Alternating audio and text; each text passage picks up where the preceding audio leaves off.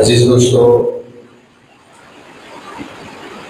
اللہ تعالیٰ نے جتنی بھی عبادات کا انسانوں کو حکم دیا ہے، ان ساری عبادات کا اصل مقصد پریکٹس کروانا نہیں ہے، وہ فزیکلی ایکٹیویٹی کروانا یا کوئی عمل کروانا، کوئی مشق کروانا بظاہر عمل جو ہے وہ مقصود نہیں ہے۔ مثلا روزہ ایک عبادت ہے جس کا اللہ نے اپنے بندوں کو حکم دیا ہے، تو اس عبادت کا مقصد بندوں کو بھوکا اور پیاسا رکھنا نہیں ہے۔ حج ایک عبادت ہے، اللہ تعالیٰ نے حکم دیا ہے حج کرو، تو حج عبادت کا حکم دینے کا مقصد کوئی واک کروانا نہیں ہے، کوئی بندوں کو تھکانا نہیں ہے، یہاں سے وہاں جاؤ، وہاں سے وہاں جاؤ، اتنی دیر یہاں ٹھہرو وہاں ٹھہرو تھک جاؤ، یہ مقصد نہیں ہے۔ نماز ایک عبادت ہے، اللہ نے حکم دیا ہے، تو اس کا اصل مقصد یہ نہیں ہے کہ دن میں 5 وقت فلاں فلاں ٹائم پہ آپ نے تھوڑی دیر کے لیے فزیکلی ایکسرسائز کرنی ہے، کھڑے ہونا ہے، رکوع میں جانا ہے، بیٹھ جانا ہے، پھر اٹھ جانا ہے، یہ نہیں اصل مقصود۔ اللہ تعالیٰ نے حکم دیا ہے قربانی کرو، تو قربانی کا مقصد صرف جانور ذبح کرنے کی کوئی پریکٹس کروانا نہیں ہے، خریدو اٹھاؤ ذبح کرو، یہ نہیں مقصد ہے۔ تمام عبادات جن کا اللہ نے اپنے بندوں کو حکم دیا ہے، ان کا اصل مقصد کوئی فزیکلی ایکٹیویٹی کروانا، پریکٹس کروانا، مشق کروانا یا بظاہر جو عمل ہے وہ کروانا مقصود نہیں ہے۔ ہر عبادت کے پیچھے جو اصل مقصد ہے اللہ نے رکھا ہے وہ کوئی اور ہے، اور وہ صرف ایک ہے۔ عبادت کوئی بھی ہو، کسی قسم کی عبادت ہو، ہر عبادت کے پیچھے جو اصل مقصد اور حقیقت اللہ نے کار فرما رکھی ہے وہ اس کا نام ہے تقویٰ۔ اگرچہ بظاہر یہ لفظ سننے میں معمولی لگتا ہے، لیکن حقیقت میں ہر عبادت کی روح تقویٰ ہے، ہر عبادت کی روح تقویٰ ہے، اور اصل اللہ کو مطلوب اور مقصود اپنے بندوں سے کیا ہے؟ تقویٰ۔ تقویٰ کسے کہتے ہیں؟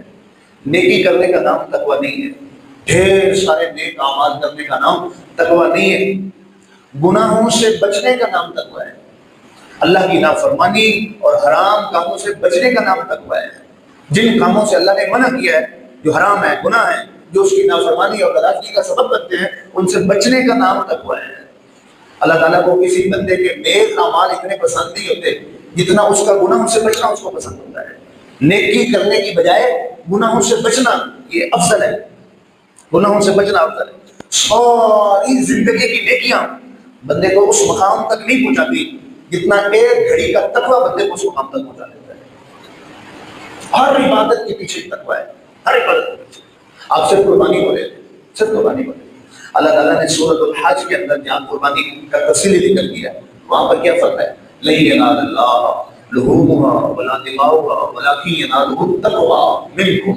لوگوں، یہ جو تم جانور قربان کرتے ہو، ذبح کرتے ہو، گوشت تمہارے پیٹوں میں چلا جاتا ہے، غربا کو تم تقسیم کر دیتے ہو، خون نالیوں میں بہہ جاتا ہے، نہ ہم تک خون پہنچتا ہے نہ گوشت پہنچتا ہے۔ اس گوشت اور خون اور ذبح کے پیچھے جو تقویٰ ہے وہ ہمارے پاس پہنچتا ہے، اصل وہ مقبول ہوتا ہے۔ یعنی کیا مطلب کہ تم جانور قربان کرتے وقت دل میں نیت کیا رکھتے تھے؟ یہ نیت تھی یار اللہ کا حکم ہے، اگر ہم نے پورا نہ کیا تو وہ ناراض ہو جائے گا، اس کی نافرمانی ہو جائے گی، اس کو ناراض کرنے سے، اس کی نافرمانی سے بچنے کے لیے آپ نے جانور قربان کیا ہے۔ اس کا نام تقویٰ ہے، اس جذبے کا نام تقویٰ ہے، یہی ہمارے پاس آتا ہے، یہی آپ کی قربانیوں کو مقبول کرواتا ہے۔ یہاں ضمن میں ایک بات آپ کو عرض کر دوں، بعض دفعہ شیطان کسی بندے کو کوئی بندہ نیک کام کر رہا ہو تو شیطان اس کو یہ نہیں آگے کہتا کہ تو یہ نیک کام نہ کر۔ اب شیطان کیا کرتا ہے، کیا چال کرتا ہے، بعض دفعہ وہ اس بندے کے سامنے کوئی اور نیکی جو اس کی متبادل ہے، الٹرنیٹ ہے، اس کے سامنے مزین کرتا ہے، خوبصورت بنا کے پیش کرتا ہے، یہ کرنے کی بجائے یہ کر لے، یہ بھی تو نیکی ہے، یہ بھی تو نیک عمل ہے، یہ کتنا اچھا ہے۔ حالانکہ اس وقت جو وہ بندہ نیکی کرنے جا رہا تھا وہ تقوی کی نیت سے کر رہا تھا، اللہ کا حکم ہے کہ یہ کام کرو، نہ کیا تو اللہ کہیں ناراض نہ ہو جائے، تو شیطان کیا حملہ کرتا ہے، اس نیکی سے ہٹا کر ایک اور نیکی جو اس کا متبادل ہوتا ہے اس کے سامنے خوبصورت بنا کے پیش کرتا ہے، اور انسان وہ نیکی جس کا اس وقت اللہ کو پسند تھی، اللہ کو مطلوب تھی، اللہ کے نزدیک اللہ کا حکم تھا، اسے ہٹا کے اس پر لگا دیتا ہے، اس کی وہ کی ہوئی نیکی اللہ کو پسند نہیں ہوتی کیونکہ اس تقویٰ نہیں رہا ہے۔ مثلا اگر اللہ نے حکم دیا ہے کہ قربانی کرو، کوئی شخص صاحب حیثیت ہے، صاحب استطاعت ہے، اللہ دین اسلام اور 1500 سالہ اسلام کی تاریخ اتفاق سے کہہ رہی ہے کہ کوئی شخص طاقت رکھتا ہے، صاحب حیثیت ہے، قربانی ضرور کرے، اس پر ضروری اللہ کا حکم ہے، نبیوں کی سنت ہے، حضور کا عمل ہے۔ لیکن شیطان آ جاتا ہے، وہ یہ نہیں کہتا قربانی نہ کر، وہ کیا کہتا ہے قربانی کی بجائے کسی بیوہ کو پیسے دے دے، قربانی کی بجائے واٹر کولر لگوا دے۔ میں یقین سے کہتا ہوں اگر اللہ تعالیٰ واٹر کولر لگوانے کا حکم دیتا نا تو شیطان آ کے اس کو کہتا کہ واٹر کولر لگوانے کی بجائے بیوہ کو دینے کی بجائے قربانی کر، تاکہ قربانی کر کے جو گوشت ہوگا وہ غرباء میں تقسیم ہوگا، پیٹ میں جائے گا، لوگ کھائیں گے، بھوکے کھانا کھائیں گے۔ جن کو سارا سال گوشت بوٹی نہیں ملتی، نصیب نہیں ہوتا، تیری قربانی سے ان بھوکوں اور غریبوں کے کھانوں پیٹ میں کھانا جائے گا، وہ کھانا کھائیں گے، گوشت کھائیں گے۔ کھالیں جو کھالے ہیں ان سے جو غریب ہیں، مدارس کے لوگ ہیں، ویلفیئر کے ادارے ہیں، ان کی تعاون ہوگا، ہیلپ ہوگا۔ تو وہ آگے یہ انسان کو واٹر کولر سے ہٹوا کے بیوہ کو دینے سے ہٹوا کے وہ قربانی کے لگوا رہا ہوگا۔ یاد رکھو کہ شیطان کے دھوکے میں نہ آنا۔ جس لمحہ خدا کا جو حکم ہے اس کے متبادل شیطان کتنے مرضی نیکیاں آپ کو پیش کرے، کہا اس وقت اللہ کا حکم ہے کہ میں یہ کروں، بس بات سمجھ رہے ہیں؟ اللہ ایک بندے پہ حج فرض ہے، حج فرض ہے بندے پر، نفلی حج کی فرض آ جائے، اب شیطان آ کے اس کو کہتا ہے کہ یہ فرض حج تو جو کرنے جا رہا ہے اس کی بجائے یہ رقم کسی بیوہ کو دے دے، کسی ویلفیئر کے ادارے میں دے دے، کسی بچے کی یتیم بچے کی شادی میں خرچ کر دے، وہ آ کے اس کو یہ فرض والا ہے۔ یہ شیطان کا وسوسہ ہوتا ہے۔ اللہ تعالیٰ کا حکم جب آ جاتا ہے تو اس وقت اللہ کو سب سے زیادہ پسند کیا ہوتا ہے؟ اس حکم پر عمل کیا جائے، اس کے الٹرنیٹ پہ نہیں، شیطان الٹرنیٹ کو کر کے پیش کرتا ہے۔ یہ اس طرح کی چالوں سے آپ باخبر رہا کریں۔ اصل اللہ کو مطلوب تمہارا عمل نہیں ہے، اصل اللہ کو مقصود تمہارا عمل نہیں بلکہ تقویٰ مقصود ہے۔ اس بندے میں یہ جذبہ کتنا ہے کہ یہ میری فرما برداری کا جذبہ رکھتا ہے، اس بندے کے دل میں یہ خوف ہے کہ میں نے اگر اللہ کی نافرمانی کی تو وہ ناراض ہو جائے گا، اس کا نام تقویٰ ہے، اور یہ اللہ کو پسند ہے۔ زندگی میں وہ کسی لمحے اس کو موقع ملا کہ وہ کوئی گناہ کر سکتا تھا، وہ کوئی حرام کر سکتا تھا، اس کو موقع ملا، لیکن اس نے اللہ کی رضا کے لیے یار اللہ ناراض نہ ہو جائے وہ چھوڑ دیا۔ وہ ایک لمحے کا جو تقویٰ تھا، گناہ سے بچنا تھا اللہ کی رضا کے لیے، ساری زندگی کی نیکیاں ایک طرف اور وہ ایک لمحے کا تقویٰ ایک طرف، وہ ساری زندگی کی نیکیاں اس مقام تک نہیں پہنچاتی جتنا ایک لمحے کا تقویٰ اس کو مقام تک پہنچاتا ہے۔ کسی شخص کی زندگی میں نیکیوں سے بھری ہوئی اعمال صالحہ سے فل ہے، وہ ولی نہیں بن سکتا ہے۔ جو ساری زندگی نیکی کرنے والا وہ ولی نہیں بن سکتا جب تک اس کی زندگی میں تقویٰ نہیں آتا ہے۔ تقویٰ شرط ہے کسی کے ولی ہونے کے لیے۔ آپ خود اندازہ لگائیں کہ عمل اللہ کے آگے اتنا اصل مقصود ہے تقویٰ۔ قرآن پاک میں اولیاء کی شان جہاں اللہ نے بیان فرمائی ہے، کیا فرمایا؟ الا ان اولیاء اللہ لا خوف علیہم ولا هم یحزنون۔ خبردار جو اللہ کے ولی ہوتے ہیں انہیں کوئی خوف نہیں ہوتا، کوئی غم نہیں ہوتا ہے، لیکن آگے نہیں بڑھتے، بس یہاں تک پڑھ کے ختم کر آگے نہیں بڑھتے۔ ذرا اسی اللہ سے پوچھ لیجیے جس کے ولی ہے کہ اللہ تیرا ولی کون ہوتا ہے؟ جس کی زندگی نیکیوں سے بھری ہو، اعمال صالح سے بھری ہو۔ میں نے کہا ہے الذین آمنوا وکانوا یتقون، جو گناہوں سے بچتا ہے وہ میرا ولی ہے۔ تقویٰ گناہوں سے بچنا جس کی زندگی میں جتنا زیادہ ہوتا ہے وہ اللہ کا ولی ہوتا ہے۔ امام سفیان ثوری رضی اللہ تعالیٰ تاریخ اسلام کا ایک نام ہے، بڑے بڑے وقت کے امام اور علماء آپ کے ہاتھ چومتے تھے، آپ کے سامنے ادب سے بیٹھتے تھے، اتنا لوگوں کے دلوں میں عزت تھی۔ آپ سے کسی نے پوچھا حضرت آپ دنیا میں اللہ نے آپ کو اتنی عزت دی ہے، عام تو عام رہے، خاص خاص لوگ بھی آ کے آپ کے سامنے جھکتے ہیں، آپ کے ہاتھ چومتے ہیں، آپ کو بڑا پروٹوکول دیتے ہیں۔ اللہ تعالیٰ نے لوگوں کے دلوں میں آپ کی قدر رکھی ہے، لیکن میں نے ذاتی طور پہ دیکھا ہے رات ساری آپ سوئے رہتے ہیں۔ میں نے تو سمجھا کہ ساری رات کوئی عبادت کرتے ہوں گے، کوئی نفل پڑھتے ہوں گے، کوئی پتہ نہیں کیا قیام کرتے ہوں گے، جس وجہ سے اللہ نے بڑا آپ کا جو ہے وہ محبت اور عزت لوگوں کے دلوں میں رکھی۔ لیکن میں نے ذاتی طور پہ آپ کے ساتھ رہا ہوں، آپ ساری رات سوئے رہتے ہیں، آپ تو کوئی نفل نہیں پڑھتے، کوئی قیام نہیں کرتے۔ تو آپ ہلکا سا مسکرائے اور آپ نے اس کو جواب دیا، آپ نے فرمایا نیک کام کرنے کی وجہ سے میں اس مقام تک نہیں پہنچا ہوں، گناہ چھوڑنے کی وجہ سے میں اس مقام تک پہنچا ہوں، میں تقوی کی وجہ سے یہاں تک پہنچا ہوں۔ کوئی ولی نہیں بن سکتا ہے جب تک اس کی زندگی میں تقویٰ نہیں ہوتا۔ تقویٰ کسے کہتے ہیں؟ نیکی کرنے کو تقویٰ نہیں کہتے۔ ڈھیر سارے روزے رکھنے کا نام تقویٰ نہیں ہے، ڈھیر سارے نفل پڑھنے کا نام تقویٰ نہیں ہے، سر پہ امامہ ہو، چہرے پہ داڑھی ہو، جبہ پہنا ہو، اس کا نام تقویٰ نہیں ہے۔ یہ متقی اس کو نہیں کہتے، پرہیزگار اس کو نہیں کہتے۔ بات سمجھ رہے کہ نہیں؟ پرہیزگار کسے کہتے ہیں؟ متقی کسے کہتے ہیں؟ تقویٰ کسے کہتے ہیں؟ جو گناہوں سے بچتا ہے۔ حضرت عبداللہ بن عباس رضی اللہ تعالیٰ عنہ کو حضور نے فرمایا کہ آؤ بیٹا میں آپ کو ایک نصیحت کروں. عبداللہ بن عباس یہ آپ کے چچا کے بیٹے تھے. تو ابن عباس جب حضور کے پاس آئے, اکثر حضور کے ساتھ رہتے تھے, تو آپ نے فرمایا اتق المحارم تکن عابد الناس. بیٹے بات سنیں, ایک بات اور نصیحت ہمیشہ پلے باندھ کے رکھنا, پلے باندھ کے رکھنا. اگر تم چاہتا ہے, آپ فرمائیں, اگر تم چاہتا ہے روئے زمین پر جتنے بھی لوگ ہیں سب سے بڑا عبادت گزار میں بن جاؤں. بیٹے اگر تو چاہتا ہے روئے زمین پر جتنے بھی لوگ ہیں سب سے بڑا عبادت گزار اللہ کے یہاں میں لکھ جاؤں, تو پھر ایک چھوٹا سا وظیفہ کیا, اتق المحارم, حرام کاموں سے بچنا شروع کر دے, حرام کاموں سے بچتا رہے, یہی تقویٰ اللہ کے ہاں تو سب سے بڑا عبادت گزار بن جائے. بات سمجھ رہے ہیں؟ تمام عبادات کے اندر اللہ تعالیٰ نے یہ روح رکھی ہے. روح کیا روح ہے؟ تقویٰ. یہ جذبہ ہو کہ میں یہ نماز, یہ روزہ, یہ قربانی, یہ عبادت اس لیے کر رہا ہوں کہ اس کا حکم ہے, اگر نہ کیا تو وہ ناراض ہو جائے گا. یہ جذبے کا نام تقویٰ ہے, اور یہ تقویٰ ہوگا تو وہ عبادت قبول ہے. اگر یہ نہ ہو تو وہ عبادت کوئی قبول نہیں. اگر روزے کی عبادت ہے, تقویٰ نہیں ہے, یہ جذبہ نہیں ہے, فرما برداری والا, تو صرف بھوک اور پیاس کے سوا کچھ نہیں ہے. اگر حج کر رہے ہیں, حج کر رہے ہیں, لیکن اس کے پیچھے یہ تقویٰ نہیں ہے کہ میں اس لیے حج کر رہا ہوں کہ اللہ کا حکم ہے, نہ مانا تو وہ ناراض ہو جائے گا. اگر یہ جذبہ نہیں ہے تو پھر صرف تھکاوٹ, پیسہ خرچ کرنا, وقت ضائع کرنا, اس کے سوا کچھ نہیں. قربانی کر رہے ہیں, پیسہ خرچ کر رہے ہیں, جانور ذبح کر رہے ہیں, گوشت تقسیم کر رہے ہیں, خون بہا رہے ہیں, لیکن اس کے پیچھے تقویٰ نہیں ہے. اللہ تعالیٰ قرآن میں کیا فرماتا ہے, لن ینال اللہ لحومها ولا دماؤها ولکن ینالہ التقویٰ. لوگوں, جانور ذبح کرتے ہوئے اگر تمہارے اندر فرما برداری اور تقوی کا جذبہ نہیں ہے کہ اللہ کا حکم نہ کیا تو وہ ناراض ہو جائے, یہ نہیں جذبہ, تو پھر گوشت اور تمہارے پیٹوں میں جاتا ہے, خون نالیوں میں جاتا ہے, پھر تمہیں اس کے سوا کچھ بھی نہیں شاید ملتا ہے. ہمارے پاس جو آتا ہے وہ صرف تقویٰ آتا ہے. اس لیے ایک بہت بڑی قرآن پاک سے میں آپ کو مثال عرض کرتا ہوں. سورۃ مائدہ کے اندر 12 نمبر سلسلے میں بڑا مشہور واقعہ ہے حضرت آدم علیہ السلام کے دونوں بیٹوں کا, حابیل اور قابیل کا. آپ نے واقعہ سنا. اس زمانے میں جو ہے ایک آدم علیہ السلام کی بہن بھائی کا نکاح جائز تھا, وہ شریعت میں ابتدا ہے.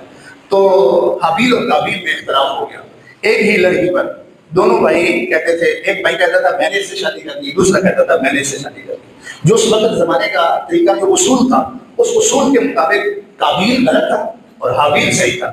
آدم علیہ السلام کو جب اپنے دونوں بیٹوں کے اس جھگڑے اور اختلاف کا پتہ چلا تو آپ نے دونوں کو بلایا اور بلا کے فرمایا, بیٹا جو غلط تھا اس کو قابیل کو فرمایا, بیٹا تیرا حق نہیں ہے اس سے شادی کرنا, یہ حابیل کا حق ہے. لیکن بیٹے نے باپ کی بات نہیں مانی. تو آپ نے پھر اگلا آپشن دیا, آپ نے فرمایا ایسا کرو, تم دونوں قربانیاں پیش کرو, تم بھی قربانی پیش کرو, تم بھی قربانی پیش کرو. جس کی قربانی اللہ قبول فرما لے گا اس کے بارے میں یہ حکم ہوگا کہ اب اللہ کا فیصلہ آ گیا ہے کہ اس لڑکی سے وہ شادی کرے گا, یعنی اللہ تمہارا فیصلہ کرتا ہے. تو جو قابیل تھا وہ گندم کا ایک گچھڑا لے کر آیا اور اس نے آ کے پہاڑی کے اوپر رکھ دیا قربانی کے طور پر. اور جو حابیل تھا وہ ایک بکرا جانور لے کر آیا اور اس نے وہ اونچی جگہ پر پائی. حابیل کی قربانی قبول ہوئی, قابیل کی قربانی قبول ہوئی. جب قابیل کو پتہ چلا کہ میری قربانی قبول نہیں ہوئی, اس بھائی کی قربانی قبول ہو گئی, تو اس کے دل میں حسد زیادہ ہو گیا, حسد کی آگ اور زیادہ ہو گئی. یہ کیوں, میری قربانی کیوں نہیں قبول ہوئی, اس کو کیوں قبول ہوئی؟ اب اس حسد کی آگ میں اس قابیل نے ایک خطرناک اقدام کا فیصلہ کیا کہ میں اپنے بھائی کو قتل کر دیتا ہوں. کہ وہ قتل کر دوں گا تو پھر میں اکیلا ہی اس لڑکی رہ جاؤں گا اور اس لڑکی سے شادی کر لوں گا. جب اس نے قتل کرنے کا ارادہ کیا, یہ سورۃ مائدہ کے اندر پورا ایک رکوع ہے, پوری سٹوری وہاں موجود ہے, آپ وہاں پڑھ سکتے ہیں. حابیل نے کہا یہ جو تم میرے قربانی کے قبول ہونے میں حسد سے جل رہا ہے, تجھے معلوم نہیں ہے کہ میری قربانی کیوں قبول ہوئی ہے, میری نہیں قبول ہوئی. کہا کیوں میری کیوں قبول ہوئی, میری کیوں نہیں قبول ہوئی؟ اس وقت حابیل نے جو جملہ بولا تھا, اللہ نے اس کو قرآن کا حصہ بولا بنایا, فرمایا انما یتکبر اللہ من المتقین. جن کی زندگیوں میں تقوی کی دولت ہوتی ہے ان کے ہر عمل کو اللہ قبول فرماتا ہے. حضرت عبداللہ بن عمر رضی اللہ تعالیٰ عنہ کوئی سوالی آیا تو آپ نے چند پیسے اس کو صدقہ کیا. تو بیٹے کو فرمایا جاؤ اس سوالی کو دے کر آؤ. جب بیٹا دے کر آیا صدقہ, تو حضرت عبداللہ بن عمر کا بیٹا جب واپس آیا تو اس نے اپنے باپ کو دعا دی, بھائی آپ نے جو صدقہ کیا ہے اللہ کرے وہ قبول ہو جائے, اللہ قبول فرمائے. تو آپ کے آنکھوں میں آنسو آ گئے. آپ نے فرمایا بیٹا اگر عبداللہ بن عمر کو 100% یقین ہو جائے کہ میری زندگی کا کوئی ایک سجدہ یا کوئی ایک روپیہ جو میں اللہ کی راہ میں خرچ کیا وہ قبول ہو گیا ہے, 100% مجھے یقین ہو جائے کہ وہ قبول ہو گیا ہے, تو میں جینے کی بجائے مرنا پسند کروں گا. کیوں؟ اس لیے مرنا اور موت یہ تو اللہ سے ملاقات کا نام ہے. کم از کم مجھے اتنی توقع ضرور ہوگی کہ میں اپنے ساتھ کوئی ایک ایسا سجدہ لے کے جا رہا ہوں، ایک ایسا روپیہ لے کے جا رہا ہوں جو اللہ نے قبول کر لیا ہے، اگر مجھے یقین ہو جائے۔ اور آگے آپ نے یہی ہے پڑھی، آگے کیا فرمایا؟ فرمایا بیٹا تجھے پتا ہے کہ آنکھ بند کر کے کوئی بندہ عمل کرتا ہے اور اس کو 100% یقین ہے کہ اس کا عمل قبول ہی قبول ہوگا، وہ کون ہے؟ فرمایا اللہ قرآن میں فرماتا ہے انما یتقبل اللہ من المتقین، جس کی زندگی میں جتنا تقوی زیادہ ہوتا ہے اللہ اس کا عمل بغیر دعا کے بھی قبول فرماتا رہتا ہے۔ مکس زندگی، نماز بھی پڑھ لی، کچھ گناہ بھی کر لیے، کچھ نیک بھی کر لیے، گناہ سے بچنا یہ سب سے افضل عمل ہے، سب سے افضل عمل۔ آپ حیران ہوں گے کہ قرآن مجید کے اندر سورۃ الطلاق کے اندر ایک ہی رکوع کے اندر اللہ تعالیٰ نے گناہ سے بچنے کے 3 اتنے بڑے فائدے بتائے ہیں جو بتا پڑھ کے اعلان کیا جاتا ہے۔ اللہ تعالیٰ ارشاد فرماتا ہے ایک ہی رکوع میں، ایک ہی سورت میں گناہ سے بچنے کے تقویٰ کے 3 فائدے بڑے بڑے، جو بڑے بڑے وظیفوں سے، بڑے بڑے نفلوں سے، بڑے بڑے تسبیحوں سے بھی وہ فائدے حاصل نہیں ہوتے۔ پہلا فائدہ اللہ تعالیٰ ارشاد فرماتا ہے وَمَن يَتَّقِ اللَّهَ يُكَفِّرْ عَنْهُ سَيِّئَاتِهِ وَيُعْظِمْ لَهُ أَجْرًا، جو شخص صرف گناہوں سے بچتا ہے، بس گناہ سے بچتا ہے، ہم اگر اس کے کوئی پہلے گناہ ہیں یا کوئی ہو جاتے ہیں بچنے کے باوجود بھی، تو گناہ سے بچنے کی وجہ سے، تقوی کی وجہ سے ہم اس کے سارے گناہ معاف کر دیتے ہیں، مٹا دیتے ہیں۔ اور صرف گناہ سے بچنے کا جو عمل ہے یُعْظِمْ لَهُ أَجْرًا، ہم اس کا اس کو بہت بڑا اجر دیتے ہیں، اتنا کسی نیک عمل کا اجر ہم نہیں دیتے جتنا اس کا اجر دیتے ہیں۔ دوسرا فائدہ سورۃ طلاق میں جو اللہ تعالیٰ نے لکھا ہے وَمَن يَتَّقِ اللَّهَ يَجْعَلْ لَهُ مَخْرَجًا، جو تقوی اختیار کرتا ہے اس کی زندگی میں اگر کوئی پریشانی آتی ہے تو پھر ہم اس کے لیے کوئی نہ کوئی دروازہ کھول دیتے ہیں، کوئی نہ کوئی اس کے لیے آسانی پیدا کر دیتے ہیں، کوئی نہ کوئی آسانی پیدا کر دیتے ہیں، کوئی دروازہ کھول دیتے ہیں اس کے لیے آسانی۔ یہ اللہ تعالیٰ کا وعدہ ہے وَمَن يَتَّقِ اللَّهَ يَجْعَلْ لَهُ مَخْرَجًا۔ لاکھ مرتبہ آیت کریمہ پڑھانے کی ضرورت نہیں پڑتی ہے، کوئی بچوں کو بلا کے گھر میں ختم قرآن یا 100 مرتبہ سورۃ یاسین پڑھانے کی ضرورت نہیں پڑتی ہے، کوئی گٹھلیاں پڑھانے کی ضرورت نہیں پڑتی ہے، لمبے لمبے وظیفے کرنے کی ضرورت نہیں پڑتی ہے۔ جب کوئی مصیبت آئے، کوئی پریشانی آئے، معاملات الجھ جائیں، بندہ پریشانیوں کا شکار ہو جائے، اپنوں کی پرایوں کی، میرے رب کا قرآن پاک میں واضح وعدہ ہے وَمَن يَتَّقِ اللَّهَ يَجْعَلْ لَهُ مَخْرَجًا۔ جب بندہ پھنس جاتا ہے، اگر اس کی زندگی میں تقویٰ ہوتا ہے، گناہ سے بچنے کا جذبہ موجود ہوتا ہے، پریکٹس موجود ہوتی ہے، تو پھر وہ وظیفے نہ بھی کرے ہم اس کے لیے کوئی نہ کوئی نکلنے کی راہ بنا دیتے ہیں۔ یہ بہت بڑا وظیفہ ہے۔ اگر ہو سکے تو کوئی ایسا معاملہ پیش آ جائے، زندگی میں کہیں پھنس گئے، کوئی پریشانی بن گئی، کوئی معاملہ بن گیا، تو کسی پیر کا وسیلہ، کسی نیک بندے کا وسیلہ، کسی نیک ہستی کا اللہ کو وسیلہ دینے کی بجائے زندگی میں سوچیں میری زندگی میں فلاں موقع پر میں گناہ کر سکتا تھا لیکن میں نے گناہ نہیں کیا، اللہ کی رضا کے لیے چھوڑ دیا، تقوی اختیار کیا، اس ایک لمحے کا جو تقوی ہے اس کو لے آئیے اور اللہ کے سامنے پیش کر دیے، یا اللہ دیکھ میں نے صرف تیری رضا کے لیے گناہ کر سکتا تھا، نہیں کیا، چھوڑ دیا ہے، اگر تجھے یہ تقوی میرا پسند ہے تو مہربانی کر کے پریشانی دور کر دے، اللہ پریشانی دور فرما دے۔ بخاری شریف میں حدیث پاک موجود ہے، واقعہ سنانا مشہور، آپ سب جانتے ہیں، 3 لوگ حضور صلی اللہ علیہ وسلم فرماتے ہیں 3 لوگ پہاڑوں میں سفر کر رہے تھے اور بارش آئی تو ایک گھار میں چھپے، وہ چٹان گری اور گھار کا دروازہ بند ہو گیا۔ ایسے یہ واقعہ آپ نے پہلے سنا، تو وہ جو 3 گھار کے اندر بند ہو گئے تھے، ایک پہاڑوں کے اندر کوئی ان کو نکالنے والا نہیں، وہ 3 مل کے بھی زور لگائیں تو وہ چٹان ہٹے گی نہیں۔ اب تو وہ اپنی زندگی کی سانسیں مل رہے ہیں کہ کوئی بچانے والا نہیں ہے، اندر بھوکے پیاسے موت کا اقرار کیا جا رہا ہے، موت کو گلے لگانے کے سوا کوئی چارہ نہیں ہے، تو اندر بیٹھ کے انہوں نے کون سا وظیفہ کیا تھا، کون سی تسبیح پڑھی تھی، کون سا ختم دیا تھا، کون سے ولی پیر کا واسطہ دیا تھا، جس وجہ سے اللہ نے چٹان کو اور مشکل کو ہٹا دیا اور ان کو ایک نئی زندگی عطا فرمائی۔ ایک بندے نے ہاتھ اٹھائے اور کہا مالک تو جانتا ہے میں ایک چرواہا ہوں، بکریاں چرواتا ہوں صبح سے شام تک، اور شام کو جب بکریاں گھر لے کر آتا ہوں ان کا دودھ دو کے جب میں گھر لے آتا ہوں تو میرے گھر میں 2 میرے والدین بوڑھے موجود ہیں، میرے بچے اور بیوی بھی موجود ہے، فیملی بھی موجود ہے، لیکن گھر میں لایا ہوا دودھ سب سے پہلے میں اپنے ماں باپ کو پیش کرتا ہوں، بعد میں بیوی بچوں کو پیش کرتا ہوں۔ ایک دن ایسا ہوا تو جانتا ہے مالک میں لیٹ آیا، دیر ہو گئی کسی کام کی وجہ سے، میرے آنے سے پہلے میرے بوڑھے والدین سو چکے تھے، اب میں نے ان کو جگانا دوبارہ نہیں کیا، یہ ان کے آرام میں خلل ڈالنے کے مطابق تھا، میں نے تکلیف دینا دوبارہ نہیں کیا، میں ساری رات ان کی چارپائی کے پاس دودھ لے کے کھڑا رہا کہ یہ شاید رات کے کسی پہلو میں بھوک کی وجہ سے اٹھے اور میں دودھ ان کو پیش کروں۔ مالک کو جانتا ہے کہ میرے بچے بھوکے رہے اور وہ میرے پاؤں میں گر کر روتے رہے، دودھ مانگتے رہے، لیکن میں نے کہا میں پہلے اپنے ماں باپ کو دودھ اب تک تجھے پلاؤں گا۔ ساری رات میں نے اس طرح بلائی، اے اللہ تجھے یہ پسند ہے تو یہ ہماری پریشانی دور کر دے۔ چٹان تھوڑی سی سیکی اور راستہ کھلا تھوڑا سا آسمان نظر آنے لگا، یعنی یوں کہہ لیجیے کہ ان کی دعا قبول ہوئی، فٹافٹ، کوئی انتظار نہیں کرا، اسی لمحے آج ابھی بعد میں پھیرے تھے، اللہ نے دعا قبول فرما لی، عمل کا واسطہ دیا۔ ایک بندے نے کہا یا اللہ کو جانتا ہے میں کسی رشتہ دار عورت اور لڑکی سے محبت کرتا تھا، میں نے اس کو گناہ کی دعوت دی، وہ گناہ کی دعوت پر تیار ہو گئی، پھر جب میں پریکٹیکلی اس گناہ کو کرنے لگا تو اس نے مجھے آگے سے کہا کہ میں اس گناہ کو دل سے کرنا نہیں چاہتی ہوں، یہ صرف میری زندگی اور میرے جسم پر صرف اس کا حق ہے جو حلال طریقے سے اللہ اور اس کے رسول کے بتائے ہوئے طریقے سے اس حق کو حاصل کرے گا، میں اسی کو یہ حق دینا چاہتی ہوں۔ لیکن یہ تو اس نے آگے سے یہ باتیں سن کر وہاں سے اٹھ گیا اور چلا گیا، کہنے لگا مالک کچھ جانتا ہے میں اس وقت گناہ کر سکتا تھا، لیکن وہ جو گناہ جس پر میں قدرت رکھتا تھا صرف تیری رضا کی وجہ سے چھوڑ دیا تھا، اگر تجھے یہ پسند ہے تقویٰ بچنا تو مہربانی فرما اس چٹان کو اور پریشانی کو ہمارے لیے دور فرما دے۔ وہ آدھی چٹان ہٹ گئی تھی اور تیسرے بندے نے بھی یہی دعا کی تھی، اب کرنے ورنہ میں کچھ، وہ بھی تقوی پر مشتمل تھی، کسی کا حق دینا تھا اور وہ حق کافی دنوں بعد لے آیا، کسی شخص سے مزدوری کروائی اور اس نے مزدوری نہیں دی، ایسے ہی چلا گیا۔ اب وہ جو مزدوری کے پیسے اس کے پاس تھے، اس نے وہ سیو رکھے ہوئے تھے اور وہ مزدوری کے پیسے اس نے کسی کاروبار میں لگا دیے، اور جب کاروبار میں لگا دیے کافی دنوں بعد سال بعد وہ بندہ آیا، اس نے کہا میری مزدوری بنتی ہے، تو وہ شخص آگے سے کہنے لگا تیری مزدوری کے ایک جانور کھڑا ہے، یہ پیسے ہیں، یہ اتنی چیزیں، وہ کہنے لگا میں نے ایک دن مزدوری کی تھی، وہ تو چند پیسے بنتے تھے، وہ کہہ رہا ہے کہ جانور بھی لے جا، فلاں چیز بھی لے جا، فلاں چیز، تو اس نے آگے سے کہا میں اللہ سے ڈرتا ہوں، تیرے پیسے جو مزدوری کے تھے ان کو میں نے رکھا تھا، پھر ان کو میں نے کاروبار میں لگایا، ایک سال کاروبار میں لگائے رکھا، اس سے جتنی چیزیں میں نے بنائی ہیں یہ ساری کھڑی ہیں، ان پر میرا حق نہیں ہے، وہ تیرا حق ہے، تو لے کر جا۔